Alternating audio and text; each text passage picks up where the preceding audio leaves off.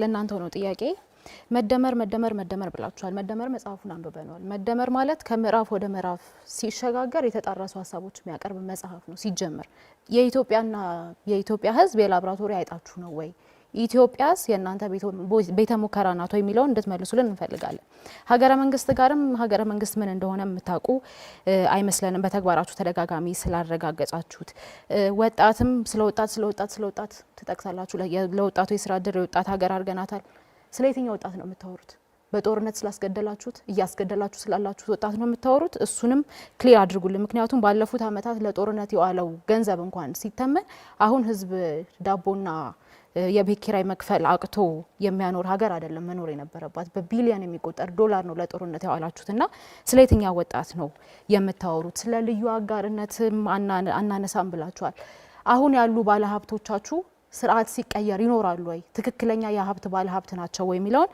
እንድታነሱልን እንፈልጋለን ከውጪ ጥገኝነት የተላቀቀ ኢኮኖሚ የሚለው ኮረም ሳይሞላ በፓርላማ ደረጃ የአይኤምኤፍን ጉዳይ አስወስናችሁ የወርልድ ባንክ ብድር አስወስናችሁ ኮረም ባልሞላበት ሁኔታ በየትኛው መስክ ነው ኢትዮጵያን ከእዳ ወደ ምንዳ ያሸጋገራችኋት ምክንያቱም ፎርሹር ብር ዲቫሉዌት ሲደረግ በተደጋጋሚ የመኖሪያ ኮስትና አጠቃላይ ኢንፍሌሽኑ እንደሚጨምር አጣችሁት አይደለም ሙያችሁም ስለሆነና ኢትዮጵያ እናንተ የቤተ ሙከራ አይጥናት ወይ በመራፍ እንኳን ሲከፋፈል የተጣረሰ ሐሳብ የሚያቀርብ መጽሐፍ የጻፉ ፕሬዝዳንት ይዛችሁ ኢትዮጵያን መርተናታል የምትሉት በምን አይነት መስፈርት ነው የሚለው እንድትመልሱልን እንፈልጋለን ብልጽግና መደመር የሚል ፍልስፍና የለንም ብሏል መደመር የሪዮት ዓለም እስረኛ መሆን አንፈልግም የሚል እንትን ብለዋል አሁን መግለጫቸው ላይ ማለት የመጀመሪያ መግቢያቸው ላይ እንደዛ ሲሉ ሰምቻለሁ ከዚህ አንፃር ኢኮኖሚው በምን ፍልስፍና ነው ኢኮኖሚው እየተመራ ያለው ሁለተኛው ጥያቄ ከዕዳ ወደ ምንዳ ለእያንዳንዱ ሰው ደግሞ ብልጽግናን አምርተናል የሚል ይዘት ያለው መግቢያቸው ላይ ሲናገሩ ሰምቻለሁ ይሄ ማለት በእያንዳንዱ ቤት ጓዳ የገባውን ብልጽግና ማሳየት ይችላሉ ወይ በእያንዳንዱ ቤት ጓዳ ያለውን የኑሮ ውድነት የቀረፈ ብልጽግና ማሳየት ይችላሉ ወይ አሁን በተጨባጭ መሬት ላይ ያለው ነገር ይሄንን ያሳያሉ ሶስተኛ ጥያቄ ማድረገው ለነሱ የብልጽግና ኢትዮጵያ የት ናት ያለችው አሁን አዲስ አበባ ነው ዓለማን አበለጸግን የሚሉት ከአዲስ አበባ ውጪ ያለው በኢኮኖሚ መነጽር ሲታይ የኢትዮጵያ የአዲስ አበባ የማን ነው የብልጽግና ኢትዮጵያ አይደለችም ወይ እሱን በግልጽ እንዲመልሱልኝ ይፈልጋለሁ እንደ መጀመሪያ ከተነሳው ከዚህ ከመደመር ሐሳቤ ለመነሳት መደመር በጣም ትልቅ ኢትዮጵያዊ ፍልስፍና ነው ፍልስፍና አይደለም አላለም የሪዮት ዓለም እስረኛ አይደለም ነው ያለው ጠባብ ሪዮት የያዘው በጭፍን እይታ የሚመራ አይደለም እንጂ በጣም መንኮራበት የኢትዮጵያን ትራንስፎርሜሽን እያሳካ ያለ አዲስ ሀገር በቀል ኢትዮጵያዊ ፍልስፍና ነው ይሄንን አስታክዬ ማለፍ ፈልጋለሁ ለማን ጠቀመ የት ቤት ገባ ላላችሁት የኢትዮጵያ 30 ሚሊዮን የሚሆን የቡና ዘርፍ ላይ ሰማራውን ኢትዮጵያዊ ጠይቁ በዚህ በተበላሸ የፎሬክስ ስርዓት ምክንያት የተደበቀ ታክስ ተጥሎበት ገቢው አንሶ የነበረው አርሶ አደር ዛሬ ከቡና ብቻ ገቢው በእጥፍ ጨምሯል አርብቶ አደሩ የቀንድ ከብቱን ሽጦ ስጋ ሽጦ ገቢው ሲግኒፊካንትሊ ጨምሯል ይሄንን ነው ሪፎርሙ ያስተካከለው እህቴ ዶክተር ራሄል ቅድም አድሚት አድርጓል እኮ ቀበሌ ወርዷል እኮ አሉ ኮሪደሩ ቀበሌ ኮሪደር ታዲያ እዛ ቀበሌ ወርዶ የሰራው ማን ነው እዛ ቀበሌ ላይ ያለው ወጣት አይደለም ይሄን ስራ የሚሰራው ስለዚህ ያቺ እኛ ምንላት ብልጽግና ያለችው የት ነው እዚህ ኢትዮጵያ ውስጥ ነች አዲስ አበባ ብቻ አይደለም ስለ አዲስ አበባ የኢትዮጵያ ህዝብ ዓለም ያወራው ስለሆነ ጊዜ መውሰድ አልፈልግም ግን ሙሉ ኢትዮጵያን ወጥተን ማየት እንችላለን የትኛው የኢትዮጵያ አካባቢ ነው በልማት ያልተንቀሳቀሰው የትኛው አርሶ አደር ነው ምርቱ በጥፍ ያልጨመረ ነው ሄዱና በበሯ ሲያልፍ የነበረውን ውሃ መጥለፍ አቅቷት ለዘመናት የተቸገረች እናት ዛሬ በፓምፕ ጠልፋ ገቢዋ ሲጨምር ኢንቨስተር ስትሆን ያመጣውን ውጤት እዩ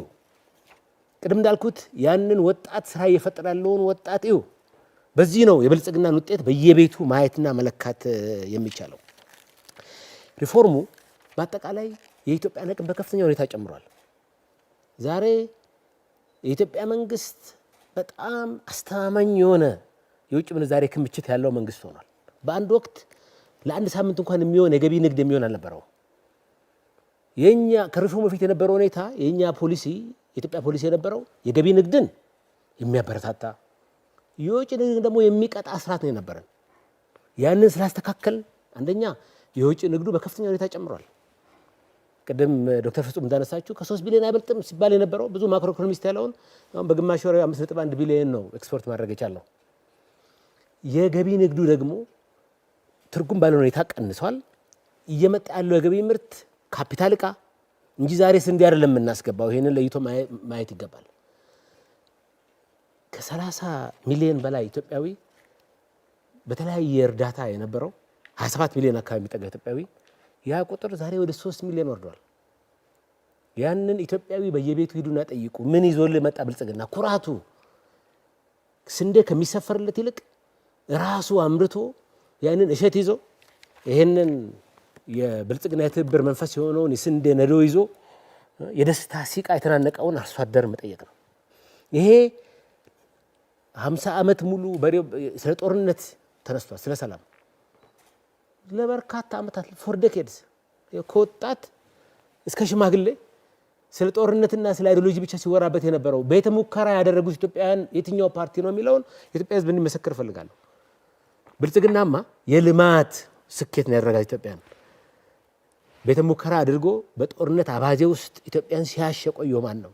ዛሬም የጦርነት ፕሮፓጋንዳ የሚነዛው ማን ነው የሚለው ማየት ነው። ስለዚህ የኢትዮጵያ ሕዝብ ብልጽግናን ብትመርጡ ምልክታችን የስንዴ ነዶ ነው።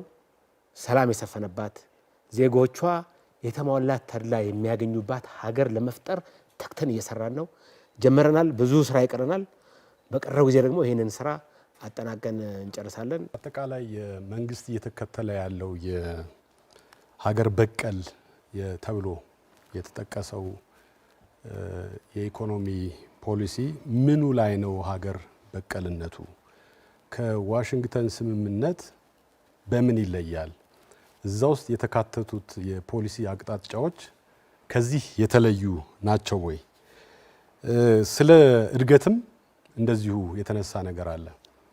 እንደው ስራ የሚፈጥር እድገት ነው ወይ? አሁን የኢትዮጵያ ኢኮኖሚ ጆብለስ ግሮዝ አይደለም ወይ? የቁጥር እድገት አይደለም ወይ እያየን ያለ ነው? እስካሁን 17.5 ሚሊዮን የስራ እድል በ5 ዓመት ፈጥረናል የሚል ሀሳብ አቅርባቸዋል። ይሄ ማለት በአመት 3.5 ሚሊዮን አካባቢ ነው። ሪሊ ይሄ የስራ እድል በተፈጠረበት ሁኔታ አሁንም የሀገሪቱ የስራ አጥ ቁጥር በከፍተኛ ደረጃ እያደገ አይደለም ወይ የሚል ጥያቄ አለን። የሪፎርሙ ባለቤትነትና አጠቃላይ ውጤቱን በተመለከተ የተነሳውን ጥያቄ ለመመለስ ቅድም እንዳነሳሁት ሪፎርሙን የጻፍነውም የተገበርነውም እኛ ነን። ቅድም እህቴ እንዳነሳችሁ ግን አጠቃላይ ዓለም አቀፍ የሆኑ መርሆች አሉ። ማክሮ ኢኮኖሚ እንዴት ይመራል፣ የገበያ ስርዓት እንዴት ይመራል፣ የፋይናንስ ስርዓቱን ይመስላል። እነዚህን ሀሳቦች በተመለከተ ቴክኒካል ኤክስፐርቲዝ ከየትም እንወስዳለን። የኢትዮጵያ ሕዝብ መረዳት ያለበት ይሄንን ሪፎርም መቼ ነው የጀመርነው ነው። ብልጽግናውን ፓርቲ በኋላ በበዓለ ሲመቱ ቀን ፕሬዚዳንቱ ያነሷቸውን ነገሮች አንሱ። ብሉ ፕሪንቱ የነበረው በበዓለ ሲመቱ ቀን ነው። መቼም ከዛ በፊት ነው የተቋቋመው። ዜማ ሊሉን አይችሉም።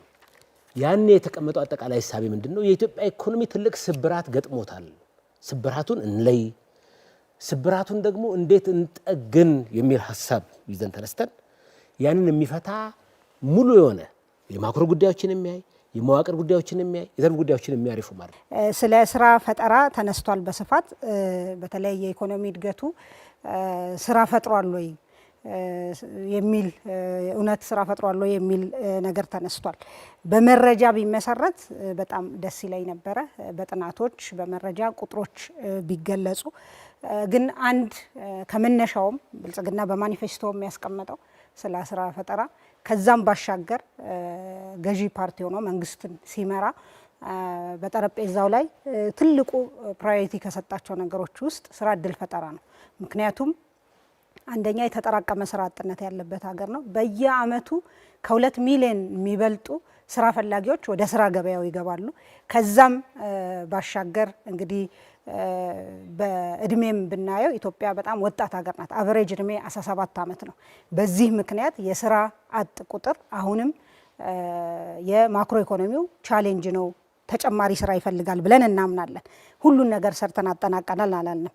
ይሁንና እንግዲህ ይሄ ኢኮኖሚ እድገት ባለፉት ዓመታት ብልጽግና አገር ከተረከበ በኋላ ያሳካነው የኢኮኖሚ እድገት ጥራት ያለው ስራ የፈጠረ አካታች ከአምራች ዘርፎች የመነጨ የኢኮኖሚ እድገት ነው ስንል እንግዲህ በተወሰነ ደረጃ በቁጥሮችን ብደግፍ ደስ ይለኛል። ከዚህ ባሻገር የኢትዮጵያ የኢኮኖሚ መዋቅራዊ ሽግግር ጥልቅ እንቅልፍ ከተኛበት መቀስቀስ ችለናል። በዚህም ከዚህ ቀደም ቅድም ጓደኛዬም እንዳለው ማዕድን ዘርፍን እርግማን ነው አንንካው ተከድኖ ይብሰል ከተባለበት በማንሳት ለኢኮኖሚው እድገት ያዋጣ የነበረውን 0.1% ወደ 1 ፐርሰንቴጅ ፖይንት መጨመር ተችሏል ማለት ነው። ይሄ በዛ ዘርፍ በአምራች ዘርፍ ኢኮኖሚው እድገቱ እየመነጨ መሆኑንና ጥራቱን የሚያሳይ ነው። ከዛ ባሻገር የፋብሪካዎቻችን አማካይ የማምረት አቅም አጠቃቀም ከ45% በታች ከነበረበት አሁን 66% ላይ ደርሷል። አዲስ ፋብሪካ እንኳን መክፈት ሳያስፈልግ በዚህ በተጨመረ የማምረት አቅም አጠቃቀም በርካታ ወጣቶች ስራ እድል እንዳገኙ ያውም ከዛ የመነጨው እድገትና ስራ እድል ጥራት ያለው መሆኑን በደንብ ያሳያል። ባለፉት 5 ዓመታት 27 ቢሊዮን ዶላር የውጭ ቀጥተኛ ኢንቨስትመንት ስበናል። ከ50% በላዩ አምራች ዘርፍ ነው የመጣው። ከግብርና አገልግሎት ዘርፍም የመጡ የውጭ ቀጥተኛ ኢንቨስትመንቶች አሉ። እነዚህ ታዲያ ምንድነው ያደረጉት? ስራ እድል አይደለም የፈጠሩት? አምራች ዘርፉ ላይ ከ50% በላይ የመጣ ኢንቨስትመንት ቅድም እንዳልኩት 27 ቢሊዮን የሚጠጋ ማለት ነው። ከዛ ባሻገር በቱሪዝም እና ዲጂታል ከዚህ ቀደም ዝም ብሎ ያልተነካ ብዙ ሀብት የነበረን ግን ያልሰራንበት የነበረው ቱሪዝም ዘርፉ በእጅጉ የተነቃቃበት በርካታ ሆቴሎች ተከፍተዋል። የሆቴል አልጋ የመያዝ ምጣኔ ከለውጡ በፊት ከነበረበት በእጅጉ ጨምሯል። የተከፈቱ ሆቴሎች ወጣቶችን ቀጥረዋል። እንደዚሁ በዛው የመጣ እድገት ጥራት ያለው ከዘመናዊ አገልግሎት ዘርፍ የመጣ እድገት ነው ማለት ነው። ዲጂታል ዘርፉማ ያልነበረ ነው የነበረው። እንደምታውቁት ካልነበረ ከማይታወቅበት የተነሳ ዲጂታል ዘርፍ ነው። ዲጂታል 2025ን ዲጂታል ኢትዮጵያ 2025ን አጠናቀን አሁን ዲጂታል ኢትዮጵያ 2030ን እየጀመረ ነው። እንደምታውቁት በዚህ ዘርፍ ውጪ ወደ 45,000 የሚጠጉ ወጣቶች እዚህ ሆነው በቢዝነስ ፕሮሰስ አውትሶርሲንግ ስራ አግኝተው እየሰሩ ነው። እሱ ብቻ አይደለም፣ በውጭ ሀገር የስራ ስምሪት ከ30,000 የማይበልጥ ነበር ከዚህ ከለውጡ በፊት በነበሩ አመታት። አምና ብቻ 500,000 ወጣቶች ክብራቸው ተጠብቆ የስራ እድል በውጭ ሀገር ተመቻችቶላቸዋል። 500,000 ወጣቶች ነው ያልኩት። እንግዲህ ከዚህ ባሻገር ተጨማሪ ስታርታፖች ለነሱ የተሰጠ ማበረታቻ በጣም ሰፊ እና በዲጂታል ዘርፉ ዘመናዊ የሆነ ጥራት ያለው ኢኮኖሚ እድገት የሚያመጣ ዘርፍ ላይ ትኩረት በመስጠት ጥራት ያለው የስራ እድል ተፈጥሯል። ከዛም ባሻገር እንግዲህ የመሰረተ ልማት የከተማ ልማት ስራዎቻችን የፈጠሩትን የስራ እድል ሁሉም በአይኑ የሚመሰክረው ስለሆነ ይሄንን እዚህ ላይ ብዙ ባልገባበት መጨረሻ ላይ ማነሳው እንግዲህ ከሶኢዴፓ የተነሳ እንግዲህ ልማትን በተመለከተ ብልጽግና ፓርቲ እንደራሱ አድርጎ ያቀርባል ለተባለው መቼም የመንግስት አሰራር እንግዲህ አሁን ለምርጫ ስንቀርብ በዚህ ማኒፌስቶ ላይ እያልን ያለነው ምንድነው? በሚቀጥለው 5 ዓመት የኢትዮጵያ ሕዝብ ፈቅዶ ድምጽ ከሰጠንና መንግስት ከመሰረትን እነዚህ ፖሊሲዎችን ተግብረን ልማት እድገት እናረጋግጣለን ማለት ነው። እንግዲህ ገዢ ፓርቲ በፖሊሲው እየመራ ያመጣውን ልማት እንግዲህ ለፖሊሲው ነው አይደለም አትሪቢዩት የሚያደርገው ወይም እውቅና የሚሰጠው። ከዛ ባሻገር ግን ብልጽግና ፓርቲ እንደው ከልማት ከፖሊሲ ከኢኮኖሚ ልማት ፖሊሲ እይታው እንኳን በፍጹም የኔ ብቻ የሚል አይደለም። በዚህ በግልጽ የታወቀው የብዝሃ ዘርፍ ብዝሃ ተጠቃሚ ብዝሃ ተዋናይ የምንለው ስትራቴጂያችን ይሄን በግልጽ የሚያስቀምጥ ነው። እንዴ ህዳሴ ግድብማ የህዝባችን ላብ ደም ስንቱ ተነግሮ ያልቃል። ህዳሴ ግድብን ለመጨረስ ለማጠናቀቅ እዚህ ለማድረስ የተከፈለው ዋጋ ማለት ነው። አረንጓዴ አሻራ 48 ቢሊዮን ችግኞችን ስንተክል እኮ በየአመቱ ከ20 ሚሊዮን በላይ ዜጎች ወጥተው እኮ ይሁነኝ ብለው ችግኝ ተክለው ነው ለዓለም ያሳወቀንን አረንጓዴ አሻራ እንድናሳካ ያደረገው እና የህዝብ ሚናማ እንግዲህ ወደኋላ የሚባል አይደለም። 128 ቢሊዮን ብር በትምህርት ለትውልድ ህዝብ አዋጥቷል። በርካታ 10 ሺህ ትምህርት ቤቶች በርካታ 10 ሺዎች የሚሆኑ ትምህርት ቤቶች ተሰርተዋል። በዚህ በተዋጣ ገንዘብ ብዙ ትምህርት ቤቶች ታድሰዋል። ህፃናት የሚማሩባቸው ኬጂዎች ተሰርተዋል እና ይሄ በህዝብና መንግስት ትብብር በግል ዘርፍና በመንግስት ትብብር የተሰሩ በርካታ ስራዎች አሉ። ከተጠቃሚነትም አኳያ እንግዲህ በርካታ ተጠቃሚ የሆኑ ዜጎች ይሄን ሊመሰክሩ ይችላሉ። በስራ እድል የተጠቀሙ አሉ።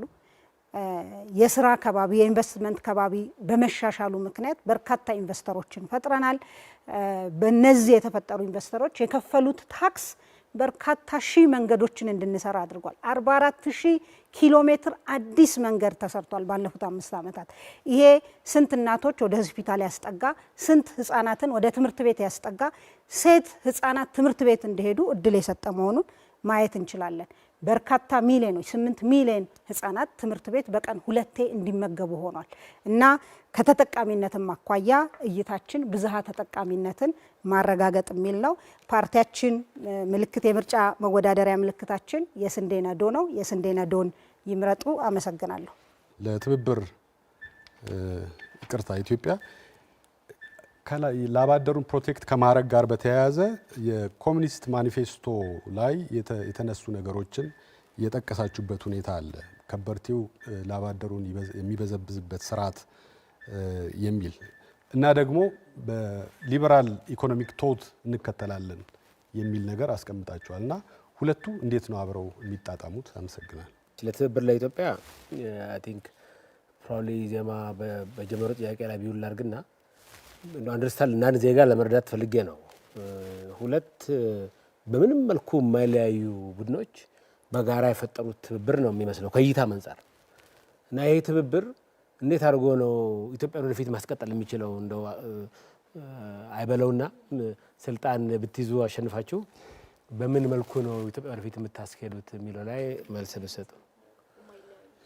ለምሳሌ ጭፍን ያለ የኮሚኒስት አይዲዮሎጂ ያለው ፓርቲ አለ። 50 ዓመት ሙሉ ምንም ፈቀቅ ያላለ ሀሳብ ያለው ፓርቲ አለ። በሌላ በኩል ደግሞ ሌላኛው ፓርቲ ደግሞ ሊበራሊዝም ይላልና ይሄንም እንድታሳርቃላችሁ። ጥያቄው ሲነሳ የተነሳው ከኢዜማ ነው። ብልጽግና አስመሮበታል። ጥያቄውም አንድ ጥያቄ አድርገን ወስደነዋል። ከኢዜማ የተነሳው ጥያቄ የትብብሩን መቀናጀት ያለመረዳት ይመስለኛል። ቅንጅት በጋራ የመስራት ደረጃዎች አሉት። አሁን የደረስንበት ቅንጅት የሚባል ደረጃ ላይ ነው። ቅንጅት ሲባል ደግሞ የፓርቲዎች በጋራ የመስራት ደረጃዎች አሉት። አሁን ያለነው በመርህ ነው። መርሆችን ይሄ መርህ ብለን ያስቀመጥናቸው መርሆች በጋራ የምንተማመንባቸውን የምናምንባቸውን በጋራ የሚያሰሩ እንደ ሀገር ሊቀድሙ ይገባቸዋል የምንላቸውን ጉልህ ጉልህ ነገሮች አውጥተን በጋራ ተማምነንባቸው በእነሱ ላይ ኮድ ኦፍ ኮንዳክት አውጥተን እየሰራን ያለን እና ከዚህ አንጻር የሁለቱ ርዕዮተ ዓለም እዚህ ጋር ባለንበት ደረጃ የሚጣል አይደለም። ሀገር ከዛ በላይ አሁን ያለችበት ችግር ከርዕዮተ ዓለም በላይ ነው። ሀገር ከርዕዮተ ዓለም በላይ ነው ማለት ነገ መንግስት ስንሆን ርዕዮተ ዓለም አያስፈልግም ማለት አይደለም። ነገር ግን ዛሬ እጅግ በጣም አንገብጋቢ የሆነ የኢትዮጵያን ሕዝብ ጥያቄ ሊመልስ የሚችል አንድነት ያስፈልጋል እንደ ሀገር። ለዚህም ነው ፓርቲዎች ወደ ጋራ መጥተው የኢትዮጵያን የአማራጭ የድምፅ አማራጭ ከሚበትኑ በጋራ ሆነው ጥያቄዎችን በጋራ መልሰው በጋራ የሆነ የአንድነት ህብር ፈጥረው እንዲታገሉ የሚያደርግ የጋራ የሆነ ስራ ይዘን መጥተናል። ከዚህም የተነሳ እንደውም እንደ ጥሩ አማራጭ እንደ ጥሩ እድል የምናየው ርዕዮተ ዓለም እስካሁን ድረስ የምናወራባቸው ርዕዮተ ዓለሞች ኢምፖርት ናቸው። ሀገር አቀፍ የሆነ ርዕዮተ ዓለም የለም።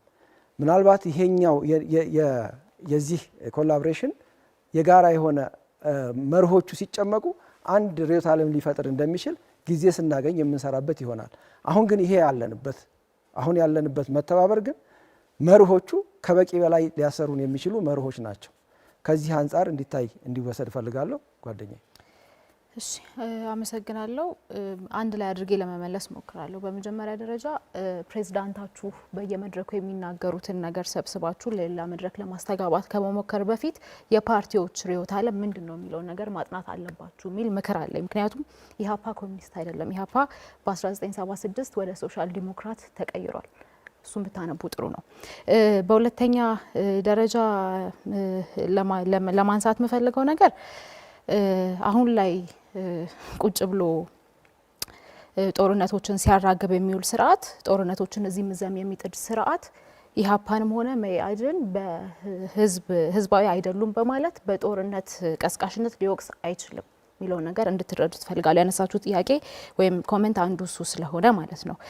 በኢዜማ በኩል ለተነሳው ነገር ሳወራ አሁንም ቢሆን ኢህአፓም አጠቃላይ ትብብሩም መኢአድም ኮሚኒስት አይደለም፣ ሶሻል ዲሞክራት ነው። እናንተም እሱን ሪፈር ለማድረግ ተከራካሪዎቻችን ማን ናቸው የሚለው ነገር ቀድማችሁ አይታችሁ አንባችሁ ብትመጡ ደስ ይለኛል። ከገበያ መር ኢኮኖሚ ጋር በተያያዘ መንግስት የመቆጣጠር ኃላፊነቱን እንደሚወስድ በግልጽ ያስቀምጥነውና ቅድምም የመለስንበት ነገር ነውና የተጣረሰባችሁ በየት በኩል እንደሆነ አልገባኝም። እሱን ክሊር ማድረግ ወይ ይኖርባችኋል፣ አሊያም እናንተ ራሳችሁ በትክክል የተናገርነውን አልተረዳችሁትም የሚል ኢምፕሊኬሽን አለው። በዋናነት ግን አሁን ስላለው ጉዳይ ነው ማውራት ያለብን ብለን እናምናለን። አሁን ያለው ሁኔታ ኢህአፓ ጦርነት ቀስቃሽ አይደለም፣ መኢአድ ጦርነት ቀስቃሽ አይደለም። በየትኛውም መለኪያ ህዝብ ዳቦ መግዛት ባልቻለበት፣ ኢኮኖሚው እያሽቆለቆለ ባለበት ሁኔታ፣ ሀገርን በብድር ስም ለውጪ በሸጣችሁበት ሁኔታ እናንተ ምረጡን ብላችሁ የመውጣት ሞራሉን ራሱ ከየት እንዳገኛችሁት አናቅምና አሁን ስላለው ነገር እናውራ። አሁን ያለውን ነገር ማውራት እንደማትወዱ እናውቃለን። ሁኔታውን ስለማናውቅ ክቡራንና ክቡራት በዚህ መድረክ ላይ ያላችሁ ተከራካሪዎች፣ ክቡራንና ክቡራት በፋና ሚዲያ ኮርፖሬሽን የተለያዩ የሚዲያ አማራጮች በቴሌቪዥን፣ በሬዲዮ፣ በዲጂታል ሚዲያ ይሄኛውን የሰባተኛው አጠቃላይ ምርጫ ክርክር የምትከታተሉ ክቡራንና ክቡራት የዚህ መድረክ የመጨረሻዊ ክርክር ምዕራፍ ላይ ደርሰናል። ይህ የመጨረሻዊ ክርክር ምዕራፍ የፖለቲካ ፓርቲዎች በዚህ ባቀረቡት የፖሊሲ አማራጭ ላይ የመዝጊያ ወይም ደግሞ የማጠናቀቂያ ንግግር የሚያደርጉበት ነው። ለዚህም ክቡራንና ክቡራት ከእናንተ ውስጥ የመዝጊያ ንግግሩን ወይም ደግሞ የመዝጊያ ሀሳቡን የምታቀርቡ ባላችሁበት ትቀጥላላችሁ። ሌሎቻችሁ ደግሞ በተዘጋጀው ማረፊያ ስፍራ ላይ እንድታርፉ በክብር ገብዛለሁ። ክቡራንና ክቡራት በዚህ የማጠቃለያ ንግግራችሁ ላይ የፖሊሲ ሀሳብ አማራጮቻችሁን ብቻ እንድታቀርቡ ማስታወስ እፈልጋለሁ። አማራጮቻችሁን እንደዚሁም ደግሞ የማጠቃለያ ሀሳባችሁን በተጨማሪም የምርጫ ምልክታችሁንና ህዝቡ እንዲመርጣችሁ ያላችሁን የፖሊሲ አማራጭ ብቻ እንድታቀርቡ አሁንም አሳስባለሁኝ።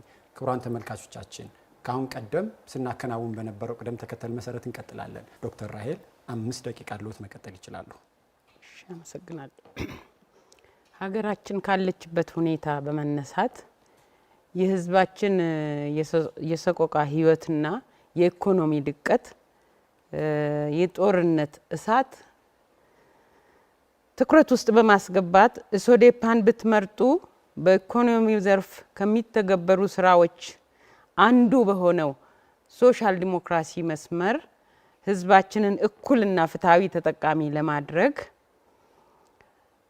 ሀገሪቱ ከምታገኘው ሀብት እና ገቢ ካላት ሪሶርስ ህብረተሰቡ በፍትሃዊነት ተጠቃሚ እንዲሆን በብሔር ሳይከፋፈል በፖለቲካ ወገንተኛነት ሳያጣ እኩል ፍትህ ለመስጠት እንሰራለን።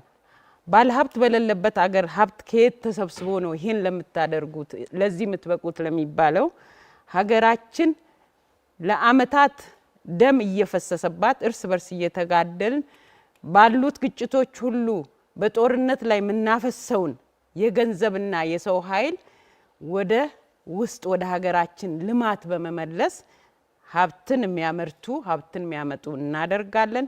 ሰላም በሌለበት ደግሞ ሀብት ማፍራት ስለማይቻል ሰላም ቅድሚያ ተሰጥቶ እንዲሰፍን እናደርጋለን። የውስጥ ችግሮቻችንን በመነጋገር እንፈታለን። ይሄን በማድረግ የላይኛውንና የታችኛውን የህብረተሰብ ክፍላችንን ማቀራረብና ፍትህ መስጠት፣ በጤናውም በትምህርቱም ዘርፍ የጥራቱ በተመሳሳይ ሪሌቲቭሊ በሚያስችል ሁኔታ እንዲደራጅ ማድረግ፣ በትምህርት ዘርፍ በተለይም ህዝባችንን ለማብቃት አንደኛና ሁለተኛ ሶስተኛ ዜጋ ሳናደርገው የትምህርት ጥራቱ ባልተዳረሰበትም 3% አሳልፈን 97% መርሳት ሳይሆን 97%ቱን በምን እናደራጅ፣ አንደኛ ፕላን በዚህ፣ ሁለተኛ ፕላን በዚህ፣ ሶስተኛ ፕላን በዚህ እያል ህዝባችን ራሱን ወደሚችልበትና ሀገሩን ወደሚያሳድግበት እንዲመጣ ለማድረግ እንሰራለን። መሰረታዊ ሰብአዊና ዲሞክራሲያዊ መብት